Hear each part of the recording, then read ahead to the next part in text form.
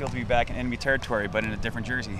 It feels great. Familiarity with this place, and I've had a lot of good games here. With the rivalry and everything. But it's it's good to be back in a familiar place. So, talk about your draft experience. Third round, 87th overall. Talk about the emotions you felt once you heard your name called.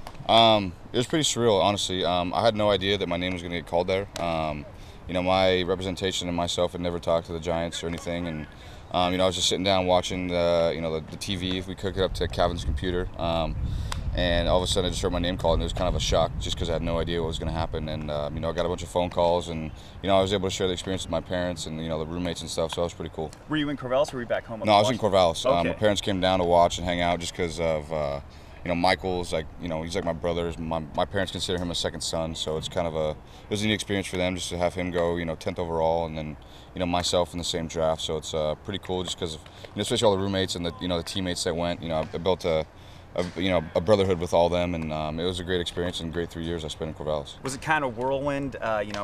Moving from the Beavers, and then you didn't sign until mid-July. Was that kind of were you kind of on cloud right there, or were you kind of anxious to get everything going for your pro career? Yeah, I was anxious. I really wasn't trying to get involved too much. I was going to let the people that I had do their job, and it was ultimately my decision, and they're going to do the best that they could, and ultimately it was going to be what I wanted to do, and I was just ready to start my pro career and move on to the next thing. And I can't thank Corvallis, Pat Casey and all the coaches at Oregon State enough for everything they've done for me and my development and my career, and I'm just excited to get going.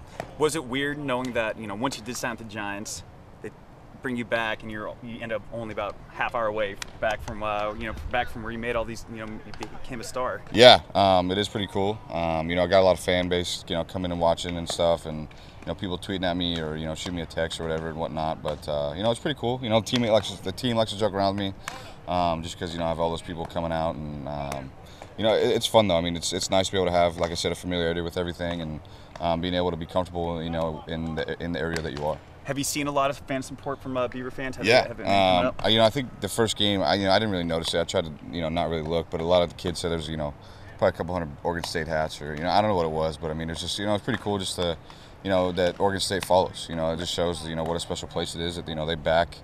Their players, when they're there and even when they move on, they're always going to support them and, wish them the best. Did you have a welcome to the pros kind of moment? Not really. I mean, I was in Arizona for nine games, and I was there for about a month, just getting my feet wet and, getting back in the swing of things. And, I think that was more of a, pro moment just for myself, just because it's where I started. But being here, it felt great. But I want to keep working hard and, just keep moving up.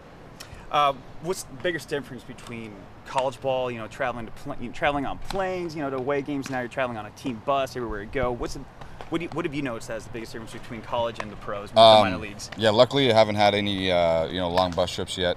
We got one coming up to end the season. But I think the biggest thing would just be your mentality, how you take things. College is a little more relaxed, and like you said, you get to travel and in style. Here's a little more of a grind, blue collar kind of a working man. Scenario, and you really got to keep your mind right, and make sure you're keeping physically, your body's keeping up physically, but it's more mental at this point. Just being able to push through everything. If you have a little ding, you got to push through it. You got to push through. Maybe not sleeping as well one night just because you're on a bus for 8 hours or whatever it may be. But you just got to fight it.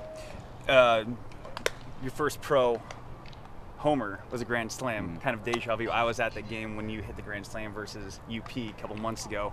How'd that feel, just to know, hey man, you got the swing in your back, finally playing baseball? It felt great. While I've been here, actually, it's been kind of a struggle. I mean, I've been hitting balls good, just right at people, and haven't been getting the results that I want. But I guess that's baseball. It's just one of those things where you're gonna go on games where weeks or maybe in a month where things just don't go your way, and it just goes back to the mental part of the game. It's just fighting through it, and knowing you're doing everything you can, and just knowing that law of averages will help balance you out later, and everything will keep the turn. But it was nice to be able to get that home run out of the way, the first one. I think everybody searches for it while they start their pro career and everything. But I was able to relax a little bit, I guess. But like I said, it's been a struggle so far. Or not really a struggle, but just it's something that I'm not really accustomed to. Just going, getting a couple hits here and there, or hitting balls right at people and them not falling. Defenders here are amazing. everything's a lot better. So like I said, you just got to keep mentally strong.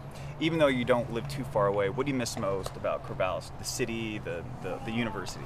I was thinking about that a lot, actually, and I'm going to miss everything. The friends that I made there over the last 3 years, and lifelong bonds I created, and just the atmosphere that Oregon State and Corvallis creates for everything. Do you still keep in contact with your former teammates? You were talking about Conforto was like your brother. Do you keep in contact with the other guys? Oh yeah. I talked to Scotty when I saw him. I saw Kevin in Arizona. I talked to PD every now and then. I saw Amo last night. He was out here, watching the game, and people text me. I'll shoot them a text if I see something going on Twitter or Instagram. See how they're doing, and see if they're looking forward to what's going to happen for Beaver baseball, and going back to school and stuff. So it's a cool experience. What do you think about the team next year? I mean, they lost a bunch of guys. Huge pitching rotation. They lost you and Conforto on the bats. Like, what do you think about the squad going into next year? I don't think anybody ever really knows. It's one of those things where you have expectations. I'm not really sure what the expectations are for this team, but Coach KEZI and all the coaches there, they know how to win. They know how to get the most out of their players, and even if they don't have the high-profile guys, or so far right now, maybe we don't know if they're gonna, what's gonna happen. But they're gonna do whatever they can to win. I can promise you that. And you can see that out of Coach KEZI the last however long he's been there. It's been nothing but winning, and that's what he just brings to the program and getting the best out of everybody. Yeah, he's a pretty bound-to-determined guy. Yeah, exactly. He's a great guy. How long, obviously this past season didn't end the way you guys wanted it to. How long did it take you to get over the loss to UCI and not making it to Omaha? It probably took a little while. I still think about it from time to time. It was tough just because, we knew what we were capable of, and, we didn't reach our full potential. But that's baseball.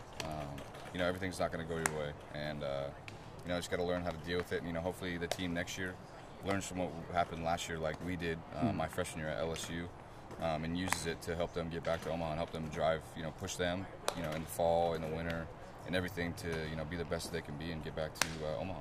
Being a dual threat, with the bat and the arm on the mound, what do you see? Do you want to start doing more pitching, or do you like being the DH, role, or do you just want to go out there wherever they ask you to go? I'm a hitter now. Pitching right now is a fallback plan if hitting doesn't work out, and I'm going to give it my 100% and give it my all to be a hitter, and that's my goal right now, is to be the best hitter I can be. Make it in the major leagues as a right fielder, left fielder, or wherever they want me to play. 5 years down the road, when I hear the name Dylan Davis, where should I expect to see you? Hopefully playing in San Francisco in AT&T Park, and starting a successful career, and just working hard and being the best that I can be.